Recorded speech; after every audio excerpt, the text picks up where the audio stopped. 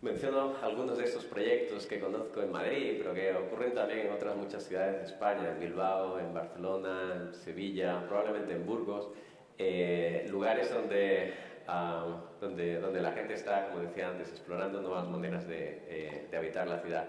Salimos a la calle y sabemos que alguien se va a ocupar de regar las plantas, de arreglar los baches, de encender la luz.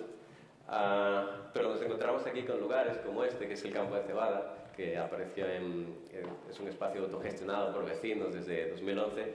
Es un espacio donde no hay nadie que se ocupe de regar las plantas o de encender la luz, sino que son los propios vecinos que se han ocupado de amueblar el espacio, de construirlo recuperando materiales que circulan por la ciudad, que en la misma ciudad o las mismas instituciones públicas en muchas ocasiones no saben qué hacer con ellos, y sin embargo los propios ciudadanos y las vecinas son capaces ¿no?, de organizarse para empezar a pensar cómo metabolizar de nuevo esas cosas que la ciudad desprecia y no sabe qué hacer con ellos, ¿no?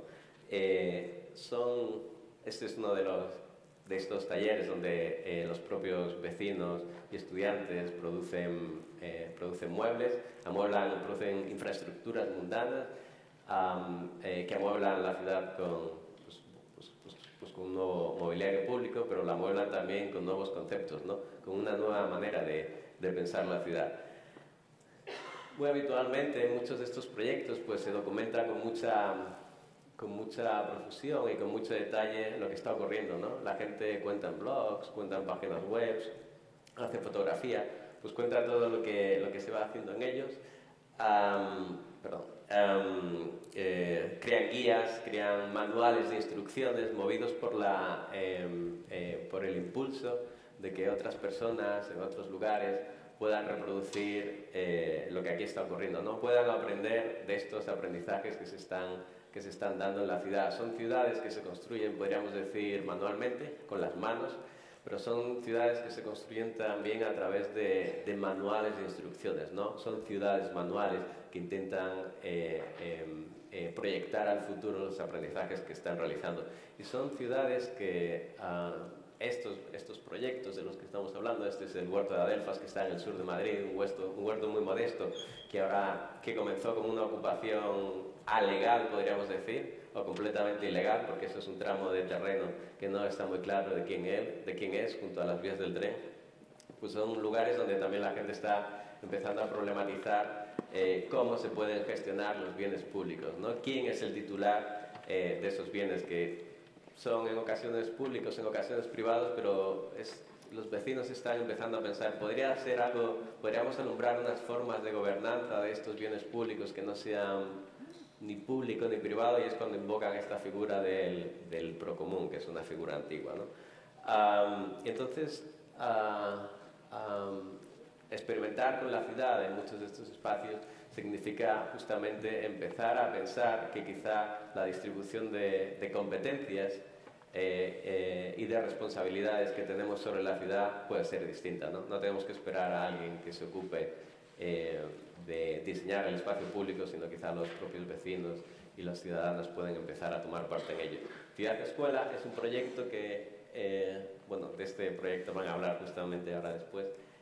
Ciudad Escuela es justamente un proyecto que aprende de lo que ha ocurrido en los últimos años en Madrid, que intenta contribuir a la circulación de esos innumerables aprendizajes que se han producido en la ciudad, y que se propone experimentar y explorar lo que sería lo que hemos llamado una pedagogía urbana de código abierto. ¿Qué significa convertir a la ciudad en un objeto pedagógico?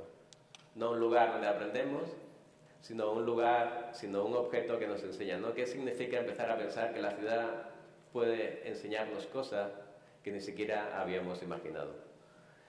Entonces es muy sencillo, inicialmente pues Ciudad Escuela Ciudad Escuela es un proyecto desarrollado por Basurama, por Zuluar, por dos arquitectos independientes que son Alfonso Sánchez Uzaba y Domenico de Siena, y bueno, estamos un par de antropólogos que somos la excepción, Alberto Corsín y yo. Inicialmente Ciudad Escuela se propone como una infraestructura libre, una infraestructura digital que cualquiera puede utilizar, y lo que propone son una serie de itinerarios de aprendizaje por la ciudad. cada uno de esos itinerarios pues nombra un gran eje conceptual. Por ejemplo, la idea de los urbanismos en beta, ¿no? Que son todos estos urbanismos experimentales que están circulando por la ciudad, o la idea de los nuevos lenguajes. Hemos visto cómo en los últimos años pues, nos dedicamos a contar la ciudad, como he dicho antes, en blogs, a hacer fotografías de la ciudad, a hacer croquis sobre ellas, a dibujarla. Es algo que antes raramente hacíamos, y si lo hacíamos era justamente con ciudades que no son las nuestras cuando somos turistas, ¿no? Pero raramente nos hemos ocupado de narrar nuestras propias ciudades. Entonces estamos inventando toda una serie de lenguajes para contar los lugares en los que habitamos. Cada uno de esos itinerarios voy muy deprisa porque si no nos vamos a alargar mucho, pues tiene unos módulos conceptuales que son una especie de lecciones cada uno de ellos. Cada uno de ellos es un módulo de aprendizaje, o es lo que llamamos un batch. Porque la historia es que lo que queremos y lo que hemos estado experimentando a lo largo de los últimos 2 años, desde que comenzamos el proyecto, es que estos módulos de aprendizaje, estos batch, no los enseñen los grandes expertos, sino que los enseñen los ciudadanos expertos, por decirlo así, ¿no? La gente que sabe cómo se puede hacer ciudad, dónde están sus materiales, cómo se puede reciclar y cómo se puede fabricar un mueble, aunque sea con materiales muy mundanos, ¿no?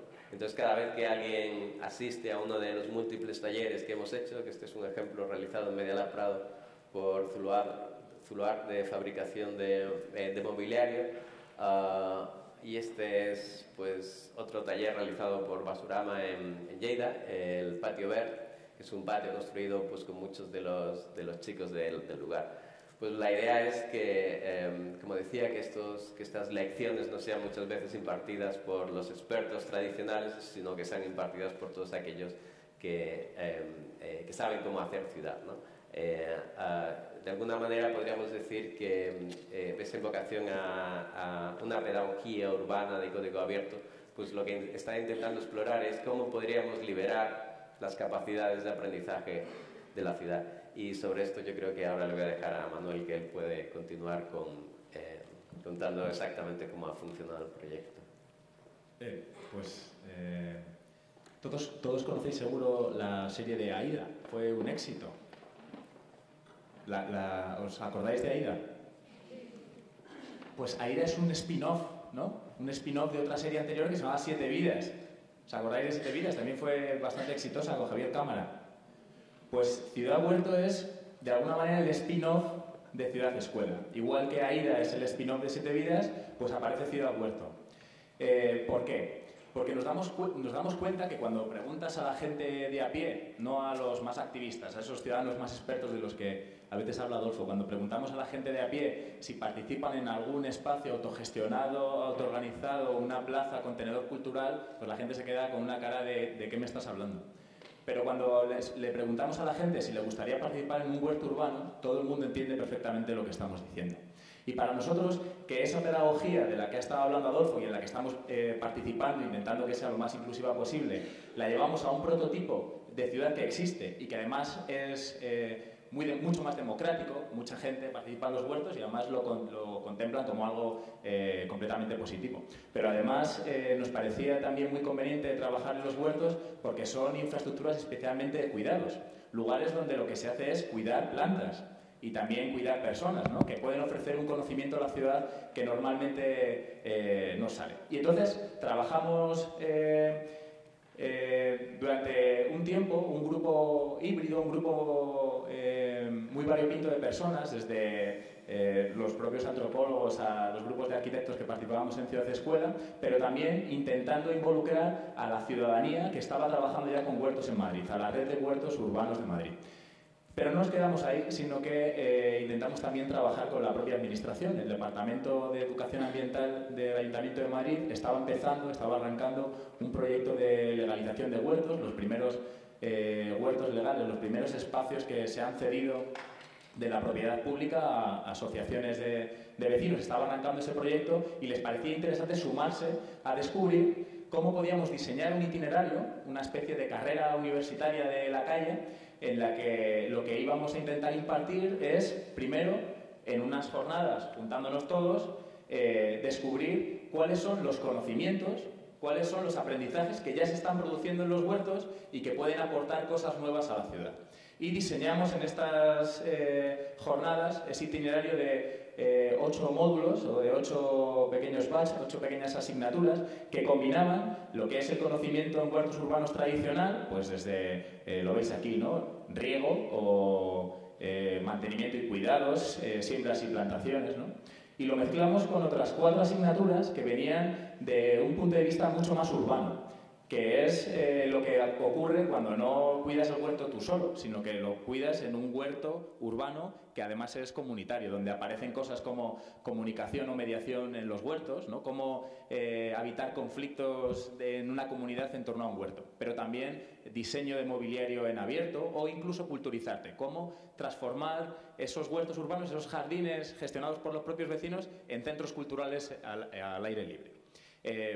Bueno, además de estos talleres en los que combinamos esa formación entre expertos por ejemplo, el huerto de Retiro, donde hay educadores ambientales profesionales, con expertos huertanos ciudadanos que combinan la formación en ambos factores, intentando además que la formación no solo sea en aulas, sino que también sea en los propios huertos, para que de alguna forma Ciudad Huerto se convierta en una propia infraestructura que mejora los huertos urbanos de la ciudad. Por ejemplo, un huerto urbano que arranca tiene problemas para instalar su riego. Pues el taller de riego de Ciudad Huerto se hace en ese huerto urbano, donde además de aprender la comunidad que vive allí, aprende una comunidad de fuera que va ese día a ese huerto urbano y lo conoce, y además ese aprendizaje sirve para instalar una parte del riego de ese huerto. Bueno, además hacemos una serie de píldoras que son pequeños aprendizajes. Voy a pasar muy rápido. Este es el tipo de pinta que tienen nuestras aulas. Como veis, no son como el tejido industrial del que hablaba antes el profesor, tienen otra pinta, son aulas en jardines, ¿no? Más parecidas a asambleas, a contextos de aprendizaje colaborativo, donde no hay un único profesor que va a dar una lección, sino que se establece un grupo de aprendizaje en el que todos pueden aportar algo, ¿no? Desde prehuerto, que es todo lo que necesitas saber para poder montar un huerto en 2 días, y hacemos recorridos por los huertos de la ciudad, pero también asignaturas como diseño de huerto urbano, donde se aprenden las claves en un aula para saber qué tipos de bancales hay, qué tipos de riego, qué separación tienen que tener los bancales y que cada uno luego lo pervierta y lo practique en sus huertos propios. Talleres que pueden ser incluso de mediación, de cómo se evita el conflicto que tiene una comunidad en un huerto, ¿no? Un huerto, un sitio donde lo que intentamos es que sea un espacio lo más abierto posible, genera conflictos a los que no estamos acostumbrados con los que no estamos acostumbrados a mediar, y creemos que es una parte importante, ¿no? Ese trabajo de mediación que también se hace, vamos, lo hicimos en aula y también trabajando sobre algunos de los conflictos que afectan a huertos determinados, ¿no? Y como veis, pues se solucionaron todos y quedamos como amigos, ¿no? Luego talleres más técnicos, como el de riego. Voy a pasar más rápido porque ya nos estamos pasando del tiempo. Semillas y planteles, ya os digo, también pues ese conocimiento técnico se hibrida y se mezcla con el conocimiento que viene de la parte más social, ¿no? Y termino con el taller de mobiliario, en el que amueblamos un huerto de la red de huertos, Adelfas, el que os enseñaba antes Adolfo en la foto. Ahora se ha regularizado y es un huerto muy grande y necesitaba una serie de mobiliario que hizo el taller de mobiliario. El taller de mobiliario enlaza con lo que explicaba Adolfo al principio, de cómo se genera no solo el conocimiento en este tipo de espacios, sino cómo se genera la documentación que genera este conocimiento. Y hemos diseñado manuales de cada uno de los conocimientos, manuales que pueden ser instrucciones de montaje como los muebles de IKEA, pero para diseñar mobiliario con los recursos que se pueden encontrar en este tipo de espacios, ¿no? Aquí veis algunos de esos manuales y, por supuesto, en código libre. Qué sorpresa la nuestra cuando luego visitas huertos y te das cuenta que hay vecinos que se han descargado los manuales de Internet de la base de datos de Ciudad Huerto para construir esos mismos modelos con esas instrucciones. Y termino con el último de los talleres que hicimos el año pasado. Ahora en septiembre hemos arrancado una nueva temporada de Ciudad Huerto. El último taller fue Culturizarte, y termino con este taller por 2 razones. La primera es porque cuando vamos a hacer el taller, una parte del ayuntamiento, Intermediae, un espacio que está en Matadero, Madrid, nos dice: amigos, quiero montar un huerto urbano y quiero que utilicéis vuestra práctica de Ciudad Huerto para que me ayudéis a pensar cómo es un huerto urbano. Y de repente eso trasciende, es increíblemente interesante cómo una práctica pedagógica urbana se puede convertir en un motor de participación y de diseño. Cuando una institución quiere hacer un centro, un huerto urbano, llama a un espacio de aprendizaje colaborativo para que en ese espacio de aprendizaje se diseñe cómo puede ser el huerto de Matadero. De repente el aprendizaje se convierte no solo en una cuestión de reflexión, sino, por supuesto, de acción directa y de invención de nuevos modelos en la ciudad, ¿no? Aquí veis fotos de cómo una suerte de vecinos muy diferentes estaban haciendo propuestas para ese huerto de Matadero. Y termino con la última diapositiva, que ese taller de Culturizarte, además de repensar un huerto en Matadero, tuvimos una agenda cultural donde, bueno, fue maravilloso. Todo tipo de actividades culturales que se dan en huertos urbanos, no solo de Madrid, que pasan desde la gastronomía, yo que sé, al arte urbano. Hicimos una agenda cultural en la que aprendíamos esa agenda, pero ese día dábamos los badges, las chapas, los títulos que en principio para nosotros eran lo que acreditan que cada una de las personas que han participado han aprendido, pues, sobre riego urbano o sobre mobiliario. Y nuestra sorpresa fue que cuando estábamos dando esas chapas a los alumnos que durante un año habíamos estado aprendiendo juntos lo que era un huerto urbano, una de las alumnas nos dio una chapa a nosotros. La chapa era una tarta con forma de badge corazón. Nosotros que éramos muy pesados para conseguir el badge hay que hacer tareas, no sé qué tal. Cuando terminó todo el calendario, una alumna nos otorgaba esta tarta. Y Adolfo siempre me dice, que yo luego nunca me acuerdo de repetirlo igual, que en el fondo los badges no están legitimando el conocimiento de las personas que han adquirido ese conocimiento, sino que cuando nosotros damos un badge, a las personas a las que se lo damos, están legitimando que los huertos son espacios donde se produce el aprendizaje. Es todo lo contrario. Y esta tarta, en el fondo, estaba haciendo directamente eso. Esa alumna nos estaba dando el badge a nosotros, porque en realidad esta tarta se está dando a los huertos que están siendo legitimados como espacios de universidades callejeras, como espacios en los que se está produciendo conocimiento, con espacios de los que se puede aprender para intentar hacer otros modelos de ciudad. Muchísimas gracias.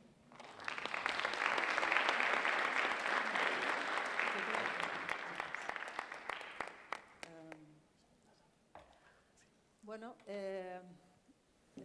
yo quería dar las gracias a la organización y a Susana también por invitarnos a compartir este espacio con personas y colectivos y agentes con los que yo creo que compartimos sensibilidad y con los que de alguna forma también en otros momentos o en otros programas también pues hemos colaborado juntos bueno, pues en esto de la pedagogía urbana e intentando también conectar a ciudadanos con gestores que de alguna forma diseñan la ciudad o articulan la ciudad, ¿no? Yo voy a explicaros brevemente el proyecto que de alguna forma llevamos desarrollando desde hace más de 7 años, que es un proyecto que se llama UrbanBat y que de alguna forma lo que plantea es acercar esos dos mundos que aparentemente han estado como separados unos de otros, que son, por un lado, los gestores urbanos, los urbanistas, los arquitectos que diseñan los espacios de la ciudad, con los verdaderos usuarios y los verdaderos habitantes de esas ciudades, ¿no? Aparentemente, yo creo que también por diferentes motivos ese acercamiento se está dando hoy en día de forma muy puntual, pero ya se está empezando a dar, y nuestro trabajo en realidad es hacer esa labor de mediación para intentar conectar dos mundos que yo entiendo que están como obligados a entenderse y a comunicarse, ¿no? ¿Cómo podemos de alguna forma relacionar esos dos espacios, el mundo de la gestión y el mundo ciudadano? Pues utilizando la propia ciudad en sí, ¿no? Un aspecto que comentaba antes Adolfo, que es la pedagogía urbana, para nosotros es una herramienta fundamental a la hora de intentar conectar esas dos esferas, ¿no? Porque entendemos que la ciudad es una herramienta, es un recurso desde donde podemos aprender muchísimo, como decía Manu, ¿no? Para nosotros la pedagogía urbana tiene como 3 elementos o 3 áreas que están conectadas entre sí, pero que tienen también su identidad propia, ¿no? Por un lado, podemos aprender en la propia ciudad, un lugar. La ciudad es un espacio físico donde de alguna forma se reconocen lugares, dotaciones, equipamientos, incluso espacios informales como los huertos, donde hay esa capacidad de compartir conocimiento, ¿no? Por otro lado, también otra de las cuestiones que nos interesa mucho de la pedagogía urbana es el hecho de poder aprender de la propia ciudad. La ciudad es un escenario, a nuestro modo de entender, ¿no? La ciudad donde donde suceden encuentros inesperados, situaciones, convivencias, conflictos, de los que en muchos casos también podemos aprender, ¿no? Antiguamente se hablaba de la universidad de la calle como una especie de budget antiguos, ¿no? Donde la gente también adquiría competencias y capacidades. Y también en ese aspecto nos interesa utilizar la ciudad o de la ciudad para poder hacer ese trabajo de mediación. Y luego, otra de las cosas que también nos interesa es aprender la propia ciudad. ¿Por qué se diseña la ciudad? ¿Por qué surge la ciudad de determinada forma? ¿Por qué evoluciona hacia determinado estilo? ¿Qué tipo de situaciones históricas, acontecimientos resultan importantes a la hora de gestionar y de construir esa ciudad? Pues todo eso también nos interesa utilizarlo, nos interesa conocerlo y sobre todo nos interesa conocerlo de la mano de los protagonistas, ¿no? De las personas que han hecho posible esa construcción. Eso es un poco lo que nos interesa y de donde extraemos ese conocimiento o esas ganas de hacer este trabajo, ¿no? Y brevemente, si queréis, os puedo explicar cómo lo hacemos, ¿no? A través de una serie de ejemplos de actividades y programas que solemos activar, insisto, con esa intención de poder acercar esos dos mundos. Cosas que hacemos, pues construir nuevos mapas ciudadanos, es decir, empoderar a la gente para que sean ellos mismos los protagonistas de la creación de las identidades de sus propios barrios, es decir, colocar un mapa y compartir con ellos cuáles son sus patrimonios comunes, cuáles son las arquitecturas informales que de alguna forma también tienen valor, cuáles son esas experiencias o esos personajes que han sido parte fundamental en la creación de esa identidad de esos barrios.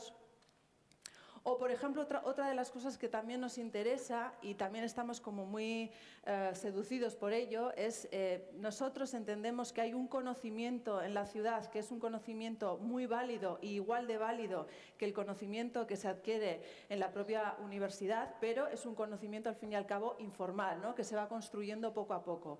Pero nos hemos encontrado afortunadamente con un grupo de investigación de la universidad, un grupo de investigación de sociología urbana, que estando interesados ambas partes en un mismo problema, compartimos metodologías y compartimos formas de aprender y formas de acercarnos a la propia realidad. Todos los años hacemos un laboratorio con estos investigadores donde de alguna forma también, bueno, pues, compartimos experiencias, ¿no?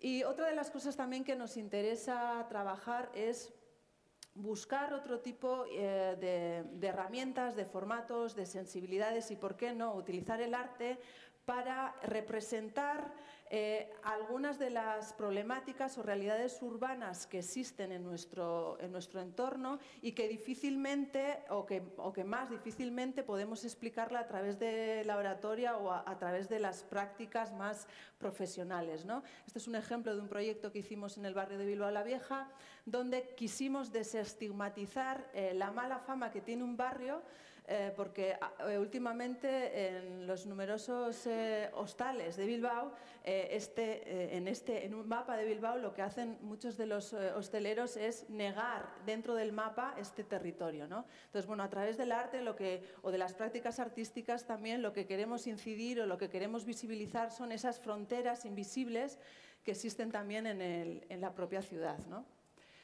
Y para acabar también, cosas que solemos hacer. Diseñamos espacios de participación ciudadana para obligar a técnicos municipales, a técnicos que gestionan la ciudad y asociaciones de ciudadanos para que de alguna forma se junten para buscar soluciones conjuntas a determinados problemas urbanos, ¿no? Más allá de diseñar los propios procesos para obtener resultados concretos, a nosotros lo que nos gusta también incidir es que el propio proceso en sí tiene un valor importantísimo importantísimo porque de alguna forma esos dos mundos empiezan a confluir a través de este tipo de prácticas. ¿Por qué? Porque obligamos, entre comillas, a los técnicos y a los gestores y a los que tienen ese conocimiento profesional a que hagan una labor de traducción de esa información para que los habitantes puedan entender un poco cuál es la realidad urbana y cuáles son los motivos o la información que necesitan a la hora de tomar ciertas decisiones colectivas, ¿no? Otra de las cosas también que nos interesa mucho es invitar a los ciudadanos, ciudadanas, niños, niñas a poder codiseñar los espacios públicos que utilizan, ¿no? Y que habitan. Y aquí también hay otro acercamiento por parte de esos dos mundos, ¿no? El técnico, el arquitecto municipal de este municipio, de Portugalete, cercano a Bilbao, tuvo que hacer un ejercicio también de traducir cierto tipo de limitaciones que teníamos a la hora de poder diseñar este espacio con los niños, como pueden ser normativas, como pueden ser presupuestos públicos. Y yo creo que ese ejercicio de traducción fue interesante porque los niños y las niñas bueno, fueron como muy responsables a la hora de poder gestionar el presupuesto público que tenían asignado para diseñar este espacio, ¿no?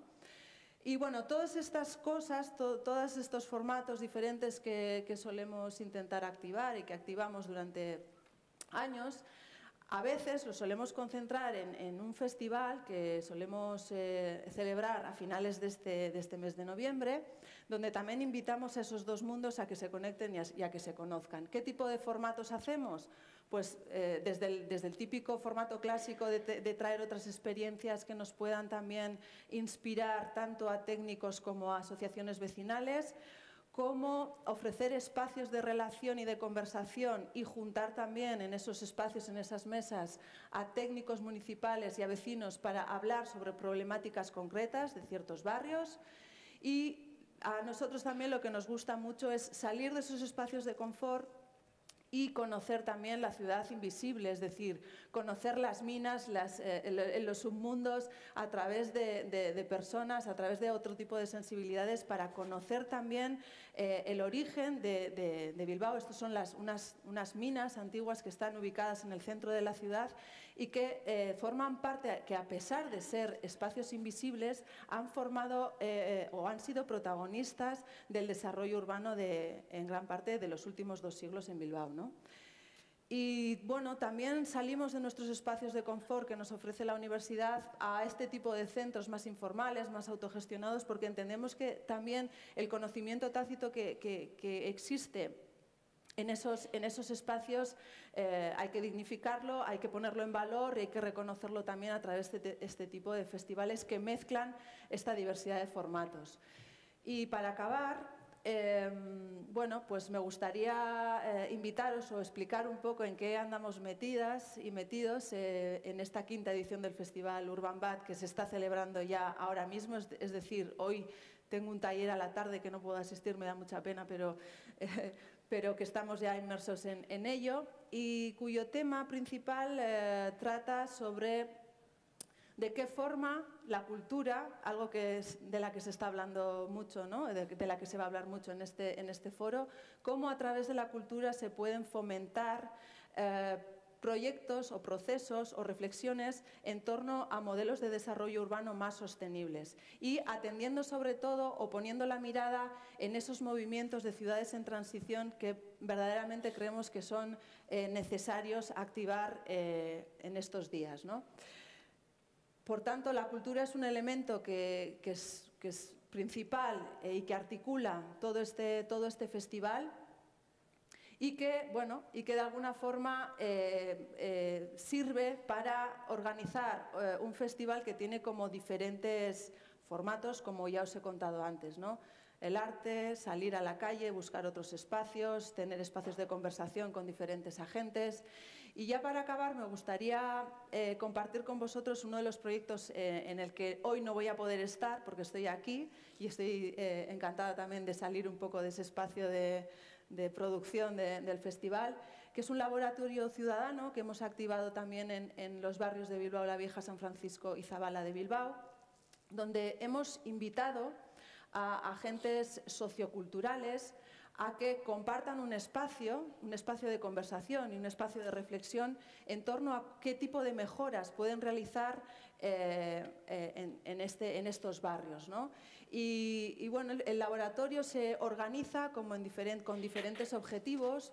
Uno de los objetivos es ofrecer también un espacio de formación, es decir, acercar a esas asociaciones vecinales de forma muy sencilla y muy clara y muy concisa qué es eso del movimiento de las ciudades en transición, explicar también o introducir, o explicarles también qué es eso de la cultura transformadora, para qué sirve la cultura y en qué medida también eso puede afectar, ¿no? Y también tuvimos a Domenico en este espacio formativo, donde Domenico Di Siena es un compañero amigo de todos nosotros, donde de alguna forma Domenico también compartió su visión sobre de qué forma se pueden incidir a través de este tipo de microprácticas urbanas para poder fomentar y para poder desarrollar mejor ciudades, las ciudades más sostenibles, ¿no? ¿Qué es lo que estamos haciendo? Pues eso, al final es un laboratorio. No sabemos muy bien lo que va a pasar, pero lo que sí queremos es que las diferentes asociaciones, aunque se conocen de vista, no conocen con precisión lo que están haciendo, ¿no? Con exactitud. Pues este laboratorio les ofrece un espacio para que se conozcan y para dar a conocer los proyectos que ya están activando. Y a través de una herramienta que a nosotros nos parece fundamental y que creo que ha sido como algo interesante en esta edición del festival, lo que hemos hecho ha sido introducir algunas pinceladas de los principios de la permacultura para ver de qué forma estos colectivos pueden juntar sus proyectos y pensar en algunas acciones que de alguna forma pongan foco en cierto tipo de problemáticas urbanas. Con todo esto, lo que queremos hacer es diseñar pequeñas intervenciones, pequeños prototipos que pongan foco en esas realidades, en esas necesidades urbanas del barrio. Y lo que hemos conseguido también es que las instituciones municipales que de alguna forma gestionan el dinero público correspondiente a este barrio y que van a, de alguna forma, activar un nuevo plan comunitario que va a incidir en el desarrollo urbano de los 4 próximos años del barrio, pues hemos conseguido que esas instituciones municipales, en este intento de acercar estos dos mundos, puedan atender y escuchar las demandas y las problemáticas y los resultados que puedan surgir de este laboratorio, ¿no? Y nada más, quería agradecer que me hayáis dejado la oportunidad de explicar un poco en qué consiste el festival.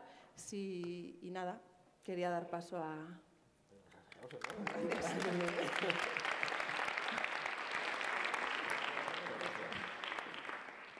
Hola, muy buenas tardes a todos. Gracias al foro por reunirnos a todos aquí y hacerlo posible. Nosotros lo que os vamos a presentar aquí no es un proyecto de regeneración urbana mano a mano con los ciudadanos. Yo diría más que es un proyecto de reconstrucción de una madurez colectiva. Nuestro proyecto, que se llama Autobarrios San Cristóbal, construye colectivamente un imaginario urbano, un escenario favorable para que la comunidad se seduzca a sí misma y se reencuentre con su dignidad creadora y su participación activa en el entorno y la cultura que los rodea. ¿Ataco? Oh, dale. Venga. Pues Iba a hacerte una... Vale, vamos a tomar el relevo poco a poco el uno el otro y con la intención de que sea dinámico y sobre todo de que no nos enrollemos demasiado. Lo que contaba Sara es un proyecto que en realidad tiene lugar en San Cristóbal como podría haber tenido lugar en cualquier otro lugar de Madrid, de España o del mundo. Es decir, nace de una intuición, no es un proyecto que se ha demandado, no es un proyecto que nadie pida, ni la comunidad, ni el ayuntamiento, ni ninguna fundación, sino que es una intuición que decidimos desarrollar y que da la casualidad de que tiene lugar en este espacio, con la idea de activar o consolidar procesos comunitarios que ya están teniendo lugar a través de la recuperación del espacio abandonado, la puesta en marcha de procesos culturales o artísticos. El espacio que se selecciona después de un año es este puente y al cabo de 3 años estamos aquí. Entonces dicen, oye, me están tomando el pelo, ¿no? O sea, yo no veo ni el puente, ni me parece que haya ningún tipo de intervención. Pues, en cierto sentido es verdad.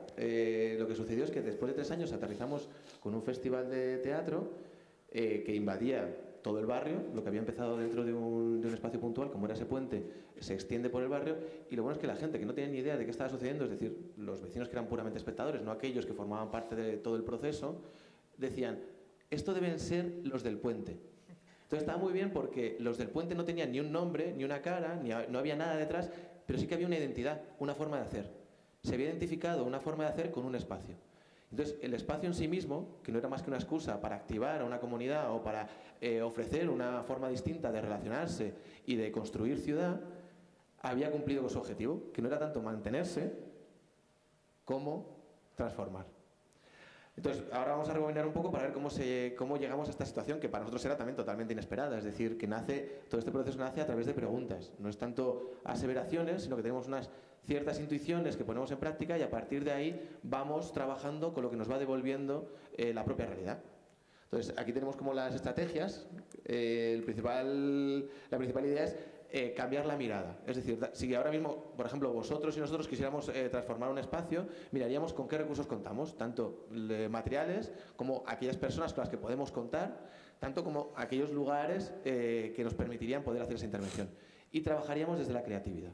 Entonces, lo primero sería cambiar esa mirada y empezar a descubrirnos de una forma distinta, mirarnos unos a otros, no desde los prejuicios, sino desde las capacidades.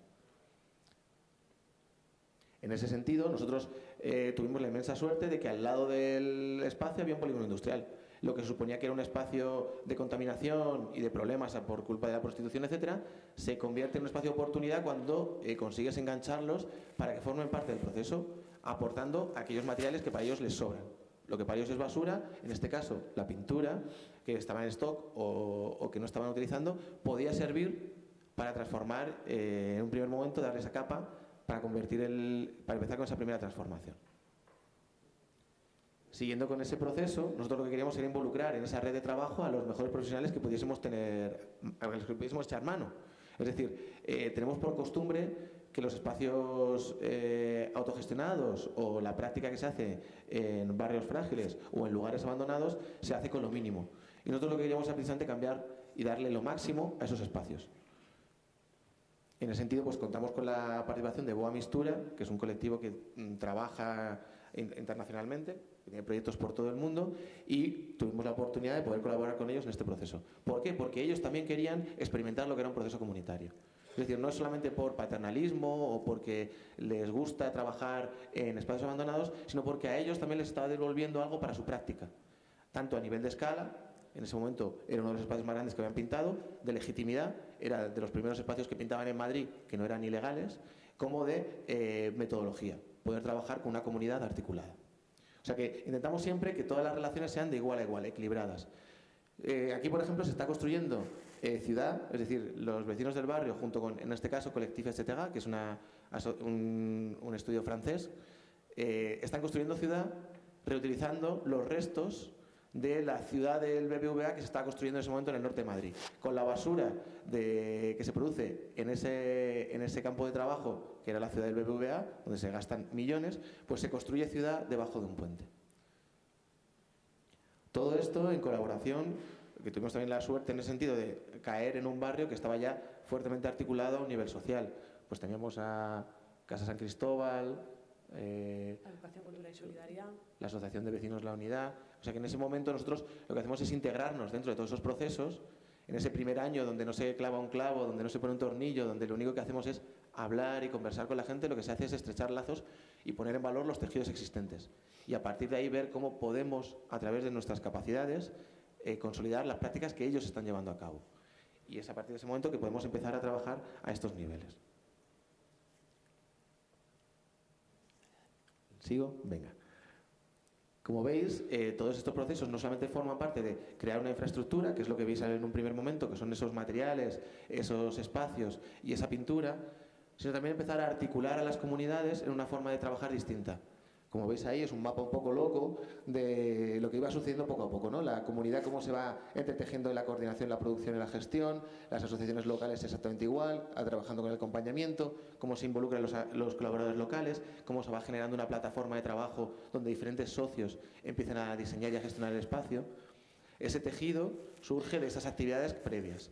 Y una vez que ya se ha consolidado o se ha establecido ese tejido y tenemos una infraestructura más o menos articulada, viene el ¿y ahora qué? ¿No? Que es una pregunta que conviene hacerse mucho y que nos hacemos muy poco, que es ¿y ahora qué? ¿No? Ya hemos llegado hasta aquí. ¿Y qué es lo siguiente? ¿Nos quedamos en nuestra zona de confort, como decía desde UrbanBat, o seguimos intentando aprender de los procesos comunitarios, como estaba proponiendo Ciudad Escuela? Pues creo que ese ¿y ahora qué? Nos obliga siempre a seguir avanzando en función de lo que de los inputs que nos vamos encontrando. A veces mejores, a veces peores. En nuestro caso es ¿y ahora qué pasa cuando las asociaciones locales, debido a la crisis, han reducido su capacidad para gestionar y nos encontramos con un espacio que no puede ser gestionado por los que se suponía que lo iban a llevar a cabo? Bueno, pues frente a esa adversidad o ese reto, vamos a contar con los recursos que disponemos nuevamente, repensar, cambiar la mirada y ver cuáles son los recursos de los que disponemos. En este caso, los jóvenes del barrio que habían estado participando en las actividades, ¿serían capaces de gestionar culturalmente un espacio? ¿Podrían ser los curadores o los comisarios de las actividades artísticas y culturales que se dieran en el barrio? Entonces, creamos un curso de gestión cultural a través del cual iban incorporándose esos aprendizajes. Lo que hablaban directamente de Ciudad Escuela, esos badges, ¿no? Cómo vamos aprendiendo de la práctica, cómo la práctica nos puede enseñar y cómo unos a los otros nos podemos ir educando, ¿no? Retomándolo con las últimas frases de las ponencias anteriores, decían para educar a una persona a un niño hace falta toda la tribu, ¿no? Bueno, pues yo lo ampliaría a la ciudad, ¿no? Es decir, la ciudad como ente educador, que es lo que contaban en Ciudad Escuela con muchísima precisión. Y sobre todo teniendo en cuenta que nosotros no estamos hablando de entretenimiento. Es decir, cuando hablamos de programar en el cine, no estamos hablando de entretener a la gente para que vea una película. Estamos hablando de utilizar el cine como una herramienta para seguir incidiendo en las necesidades y deseos de esa comunidad. Por ejemplo, si hablamos de Charlotte y de tiempos modernos y proyectamos esa película, estamos hablando de algo que va más allá de entretener a unas personas viendo esa película. Estamos hablando de aprender a caer y levantarse, de tomarse la violencia como un juego, redirigir esa necesidad de violencia hacia las acrobacias. Podemos trabajar a diferentes escalas con las diferentes problemáticas que nos vamos encontrando en el espacio. Y son los propios vecinos los que te van a dar las claves para poder redirigirlas. En este caso, pues también una vecina del barrio quería trabajar la poesía. Y desde los propios chavales dijeron, oye, y si en vez de poesía mezclamos poesía y hip hop, hablamos de la palabra y empezamos a mezclar a diferentes estamentos que normalmente no se tocan, ¿no? Pues esas personas que están, esos poetas escondidos, invisibles del barrio, juntarlos con esos hip hoperos que tenemos también en los espacios más marginales. O sea que todo al final es una excusa, la cultura y el arte, para poder empezar a entendernos unos a otros de formas distintas. Y aquí nos encontramos, 3 años después, con el Festival de Teatro. Si queremos trabajar las emociones, si queremos trabajar las contradicciones que se encuentran en el espacio público, podemos hacerlo desde mesas de trabajo, pero también podemos apelar a algo un poquito más visceral o más emocional, como puede ser el teatro. A veces, cuando no somos capaces de articular emociones a través de la palabra, estos otros lenguajes, como pueden ser los de la cultura o los del arte, nos pueden ayudar a sacar hacia afuera esas emociones. Y una vez que ya hemos consolidado un espacio de aprendizaje, como era el puente, ¿por qué no lo extendemos al resto del barrio? Una vez que nos hemos extendido, viene esa parte que contaba también Adolfo, que es la del relato. ¿Cómo nos contamos? En este aspecto hay un formato que se llama las charlas TEDx, que viene de Estados Unidos y que se distribuyen en diferentes espacios del mundo a través de un formato muy concreto, donde la gente va contando sus propias experiencias. Surgió la oportunidad de hacerlo debajo del puente. Antonella Broglia nos ofreció la posibilidad de liderar este tipo de procesos, y lo que también nos dio la oportunidad de que la gente del barrio pudiese contar sus propios aprendizajes que habían tenido dentro del barrio, cómo a través de su práctica cotidiana habían ido evolucionando profesionalmente. Esta es la 7ª sinfonía de Mahler tocada a 4 manos debajo del puente en pleno invierno. Entonces os podéis imaginar como un espacio que en principio estaba abandonado y que era rehuido por los propios habitantes, se encuentra albergando un evento que normalmente tiene lugar en salas de... ¿Cómo decirlo? ¿Cómo decir? Pues unas salas de otro tipo de formal. Exacto, la cultura formal. También decir que yo, que soy un total analfabeto de la música clásica, decir que aguantar a Mahler durante 2 horas con el frío que pelaba era un reto importante. Y sin embargo veías a muchos vecinos que aguantaban con una sonrisa de oreja a oreja. Entonces, cuando hablamos también de ofrecer otras formas de mirar, es también aprender de los otros, ¿no?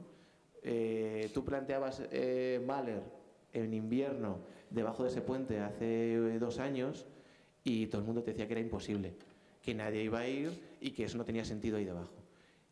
Entonces a veces cuando pruebas lo imposible, ¿no? Lo picas un poco, lo pinchas un poco con un palo y te das cuenta de que a veces lo imposible no es más que un prejuicio que tenemos y que hay mucha gente deseando llegar a ese espacio.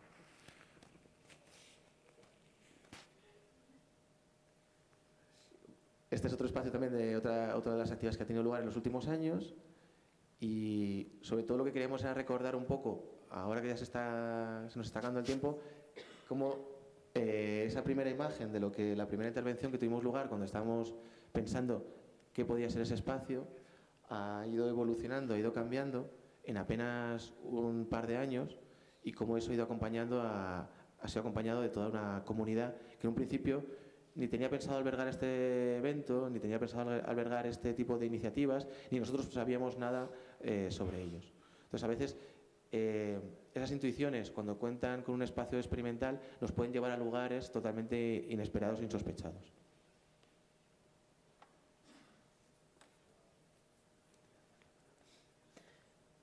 ¿Nos quedan minutos? 5. O sea, lo interesante al final de este proyecto es que, siendo francos, nosotros íbamos un poco de vacío a este barrio. Es decir, teníamos por nuestra formación, ¿no?, este defecto profesional de la arquitectura, la intuición de que de alguna manera para activar socialmente a la ciudadanía de nuevo pasaba un poco por crear y construir juntos ese aula o ese futuro aula para justamente, lo decía María o lo decía Manu, esa universidad de la calle que creemos que es un poco el futuro, ¿no?, para retomar las ciudades que habitamos. Y después de un año nosotros llegamos y les pedíamos a esas asociaciones consolidar sus procesos y diseñar con nosotros de alguna manera la nada, ¿no? Un espacio urbano y lo interesante de este proyecto es que se ha ido diseñando de forma totalmente orgánica, totalmente en el tiempo, y todas esas metodologías a lo mejor os las podemos contar ahora, pero surgieron totalmente un poco a base de prueba y error. Es decir, cuando nosotros construimos ese aula, esa universidad, tuvimos que darle contenido, ¿no?, que generar un proceso de aprendizaje. Y al final ha sido todo el éxito del proyecto del que nosotros hemos aprendido. Es difícil retomar el control de lo público si no existen esos espacios de aprendizaje y de colaboración que nosotros creemos que son justamente los pasos necesarios y es un camino para una mayor madurez social a día de hoy.